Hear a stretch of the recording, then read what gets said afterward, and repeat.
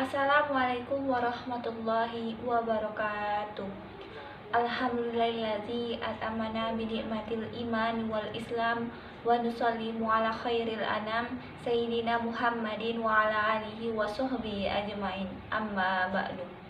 Pertama-tama marilah kita panjatkan puji syukur atas kehadirat Allah Subhanahu wa taala, di mana pada hari ini kita masih diberikannya kesehatan dan kesempatan sehingga kita dapat berkumpul di tempat yang berbahagia ini. Sholawat beriringan salam tak lupa kita sanjungkan kepada Nabi besar Nabi Muhammad SAW. Semoga dengan memperbanyak sholawat kita mendapatkan syafaatnya di yaumil akhir kelak. Amin amin ya robbal alamin.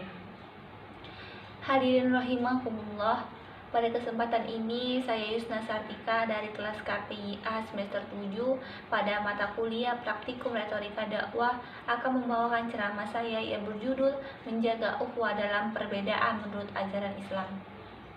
Apa sih sebenarnya ukhuwah itu? Ukhuwah itu adalah persaudaraan yang muncul dari panggilan iman, dan kemudian panggilan iman ini menjadi energi yang menyadarkan bahwa kita adalah saudara. Al-Quran berbicara tentang saudara, bahwa persaudaraan itu bisa menjadi saudara ukhuwah yang kuat karena nikmat. Nikmat membawa persaudaraan sebagaimana firman-Nya. A'udzubillahi minasyaitonirrajim.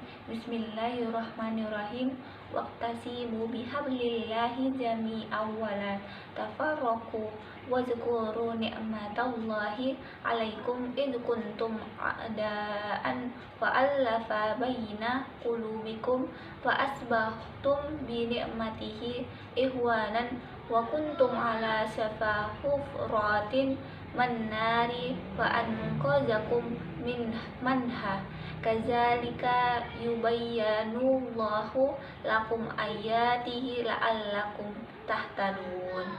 Artinya, dan berpeganglah kamu semuanya kepada tali atau agama Allah, dan janganlah kamu bercerai-berai.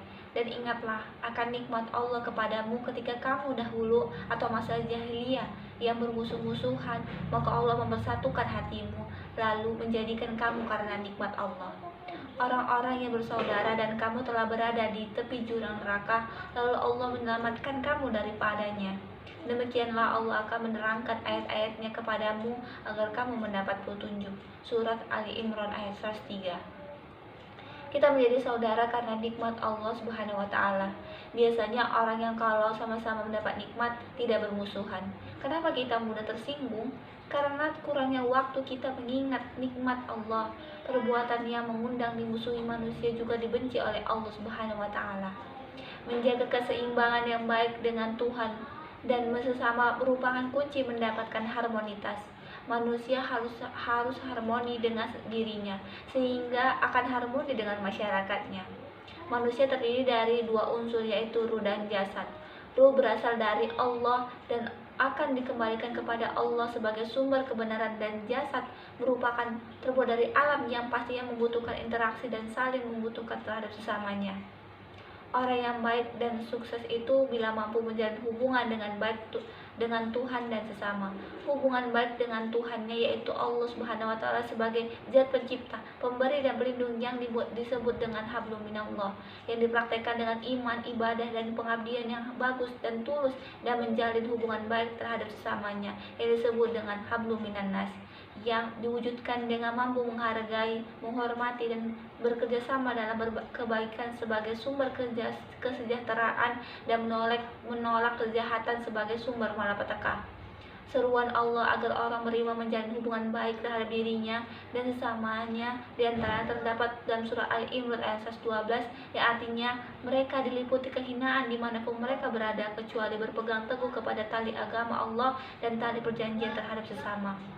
Bahkan dalam tradisi pemikiran Islam, untuk melanggengkan ajaran Allah dan Rasul tersebut dirumuskan 3 pola hubungan umat, yaitu pertama, ukhuwah diniyah Islamiyah, yaitu pola hubungan sesama umat Islam sebagai saudara sesama yang mengamalkan ajaran Islam, yang harus saling menguatkan.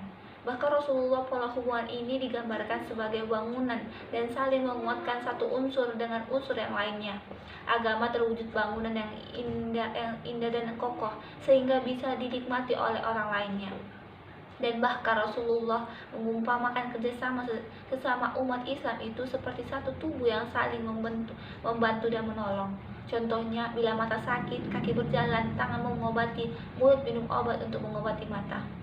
Yang kedua yaitu ukhuwah wataniyah, yaitu persaudaraan sesama anak bangsa, yaitu bangsa Indonesia. Apapun sukunya, agamanya, daerahnya, merupakan saudara yang memiliki tanggung jawab untuk saling menghormati, bekerjasama, menjaga, dan melindungi. Rasulullah SAW mengajarkan sekaligus mencontohkan dalam kehidupan yang nyata pada masanya, yaitu masyarakat Madinah yang adil dan sejahtera. Masyarakatnya terdiri dari berbagai agama dan keyakinan. Sekalipun Islam menjadi agama mayoritas, tetapi tidak pernah memaksa dan mengintimidasi terhadap keyakinan lainnya, karena keyakinan itu hak asasi yang harus dihargai. Yang ketiga yaitu ukhuwah basariyah, yaitu persaudaraan sesama umat manusia. Manusia adalah makhluk sosial yang pasti tidak bisa berdiri sendiri tanpa pertolongan orang lain. Maka harus saling menghargai dan menghormati, bahkan bekerja sama semaksimal mungkin untuk kemaslahatan umat manusia, dari manapun asal bangsa dan negara kita bersaudara. Hadirin yang dirahmati Allah, perbedaan suku dan bangsa adalah keniscayaan. Ada berbagai macam suku dan bangsa di dunia ini. Kita lahir dan hidup pada salah satu suku dan bangsa yang ada.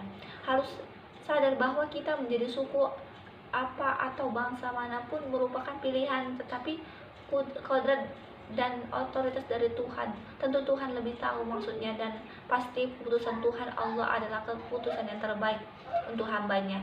Sebagaimana Allah berfirman dalam surah Al-Hujurat ayat 13, yang artinya, wahai manusia, sesungguhnya kami menciptakan kamu dari seorang laki-laki dan seorang perempuan, dan menjadikan kamu berbangsa-bangsa dan bersuku-suku, supaya kamu saling kenal mengenal. Sesungguhnya orang yang paling mulia di antara kamu di sisi Allah ialah orang yang paling bertakwa di antara kamu.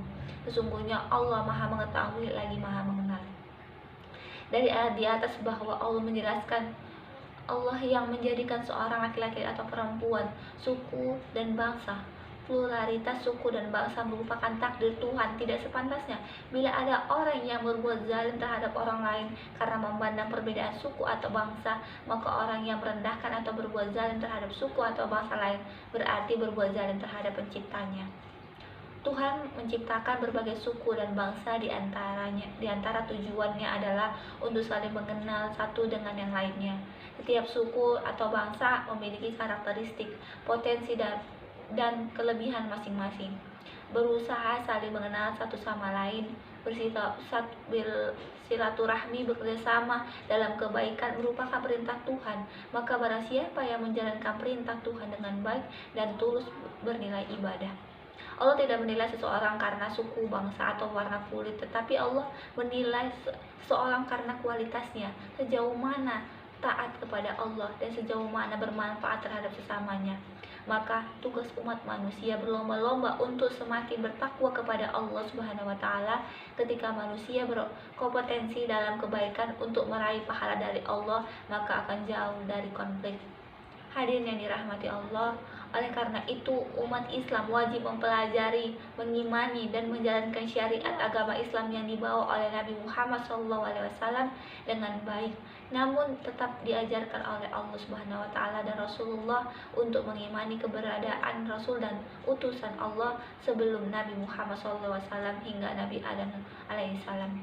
Maka kenyataan dengan keberadaan agama yang banyak merupakan keniscayaan yang sengaja diciptakan oleh Allah, tidak untuk saling menghujat atau menghina, namun semua itu rahmat dari Allah kepada umat untuk teguh meyakini dan mengamalkan, dan berlomba-lomba untuk berbuat baik. Dan tugas umat beragama berlomba-lomba untuk mengamalkan ajaran agamanya dengan baik untuk keselamatan dan kemaslahatan umat manusia di dunia dan di akhirat. Mungkin itu saja yang dapat saya sampaikan. Mohon maaf bila ada kurang yang berkenan. Wabillahi taufiq wal hidayah. Wassalamualaikum warahmatullahi wabarakatuh.